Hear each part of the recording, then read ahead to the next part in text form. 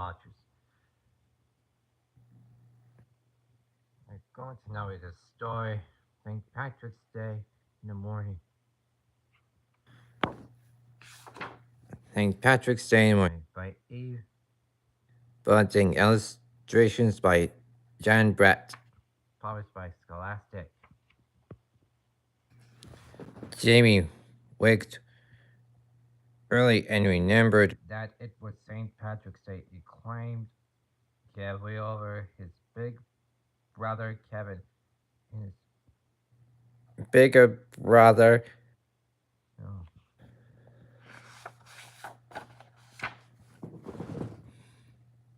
The stairs were cold on his bare feet. The kitchen was cold too. The fireplace full of dead ashes, like chalk. Now the sheepdog lay in the rocker. Here now, Jamie tried to snap his fingers away. Oh, dead. Now uncurled herself from the cushions. Jamie sat in a warm spot where he slept. St. Patrick's Day. In the morning, the green sashes were laid out on the table. The big one was his dad's. The biggest was Sean's. The biggest was Kevin's. The fringes were crusted with gold. There was no sash for Jamie. It's not fair, Jamie said. I want to talk. Pray too. They say I'm too small that I couldn't get to the top of Acorn Hill. But what do they know? Jamie slid off a chair. His mother's raincoat hung behind the door. He put it on. He put on his dad's black hat and sash. He took Kevin's flute and he took Kevin's flute from a dresser. Come on now, Jamie said. Outside, the mountains were as green as cat's eyes. Clouds hung in tatters around the tops. Head up, chest out. Jamie said, follow me. They marched down the street. None of the chimneys was. Pardon me. No, none of the chimneys was smoking yet. Pokeball stood on front steps, waiting to be let in. Kit Kelly's donkey put her head over her. Yeah. Hey, happy St. Pat's to you, donkey dear. Jamie said he lifted his hat the way his dad did to the laddies. Kit Kelly's donkey curled her lip. Silly donkey. James said, what do you know? The sky was the color of his mother's pearl brooch. The one she wore on Sundays. Jamie marched down the middle of Main Street past the shutters shops.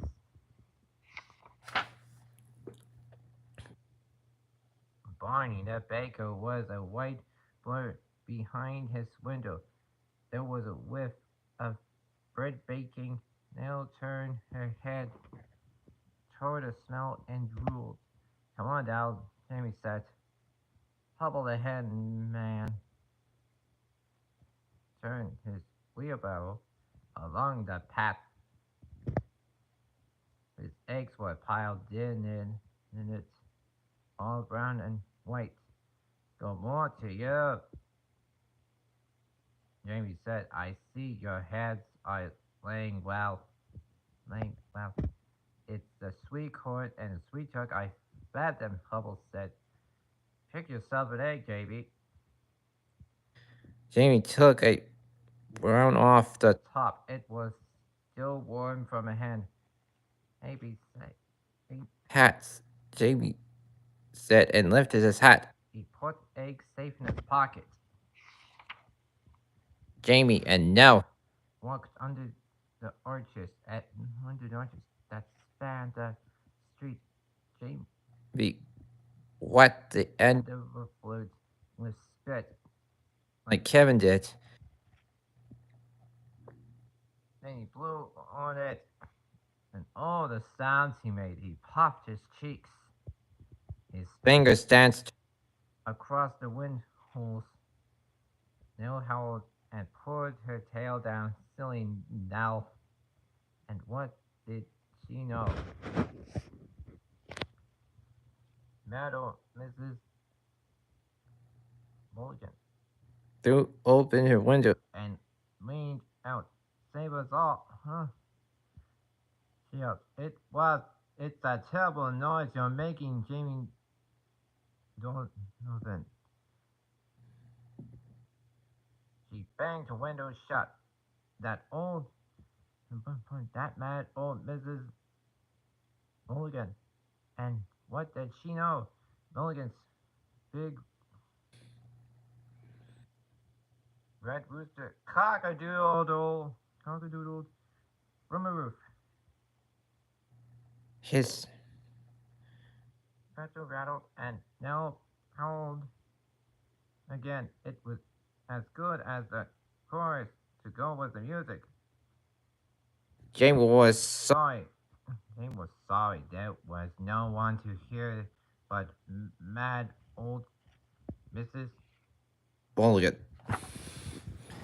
It was hard climbing up Acorn Hill with all Jamie's breath going into the music. He better save us his strength for the marching. He put his foot over his shoulder, stepped out. Mrs. Sims of a halfway up sweet shop leaned on her half door. You're the one, she said. Come on in, Jamie. You likely could use some refreshments. Jamie's head came to the left of Mrs. Sims' counter. Bottles of ginger ale stood on it. When he looked through them, everything was orange. Mrs. Sims gave him a bottle all for himself. She gave him a bun with a cherry on top, too. Now let her tongue hang out and bag nicely. Mrs. Sims threw her 2 jelly beans. Jamie ate his bun. He put the ginger bottle in his other pocket. That wasn't carrying the egg.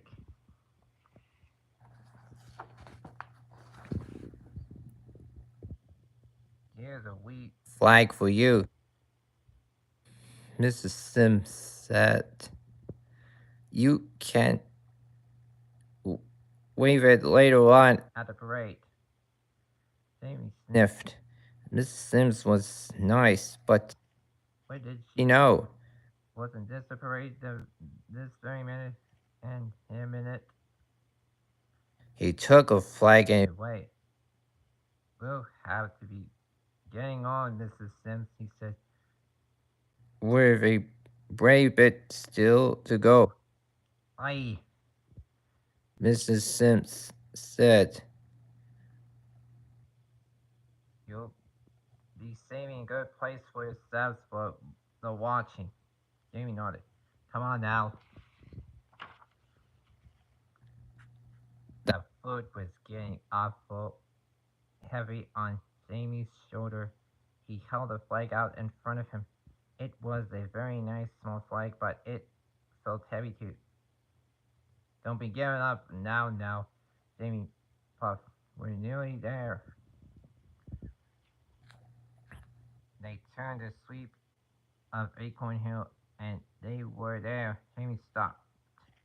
Look now. In front of them was a field where the bands would be and a stage for Irish dancing. There was a green ribbon around the platform to keep the people off. Jamie crept under it. He sat right in the middle of the stage and now lay beside him. The sun was coming up. Jamie took the cap off his ginger ale and drank. He poured some in his hand for now, and all of them was saying I was too small. He said, "What do they know? Who?" The sun jumped off like a firecracker from behind the mountain. Hey, in front of me, in front of me. Really happy St. Pat's to you, son.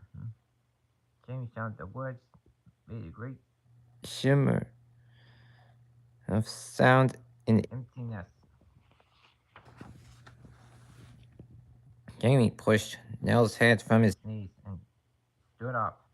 Last drop of ginger ale was gone from the bottle. He stuck the green and yellow flag in it. Then he put the ball right in the middle of the stage. See, he told Nell, that means we were here first. We did it no matter what they did. Now we can go home. It was easy going down Acorn Hill. There was nothing to it at all. The town was waking up. Some of the chimneys were smoking. The milk bottles been let it had been let in, but Jamie's own house was still asleep. He opened the back door. The clock ticked tock. The ashes lay in the white drift. Jamie took off his mother's coat. He set Hubble's egg on the table. He climbed in the rocker and now jumped beside him. He laid a foot across his knees and closed his eyes. Oh, the music he made. They not hear the likes of it all day and wait till they saw the flag or mystery of it. The wondering they'd be. There were feet coming downstairs, but his eyes were too heavy to lift and look. Oh, oh, Jamie. Kevin's voice was soft. Sound asleep. And with the with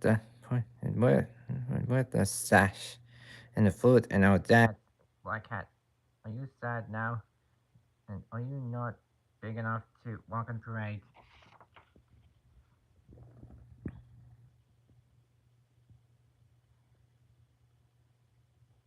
Jamie kept his eyes closed and smiled.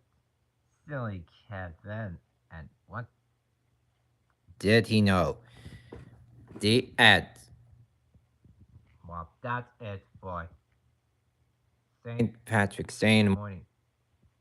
Mr. Rogers. It was narrated by Mr. Rogers. Stay tuned for more Mr. Rogers narration videos coming to kids and family on the channel. Peace out. Happy St. Patrick's Day 2025, everyone.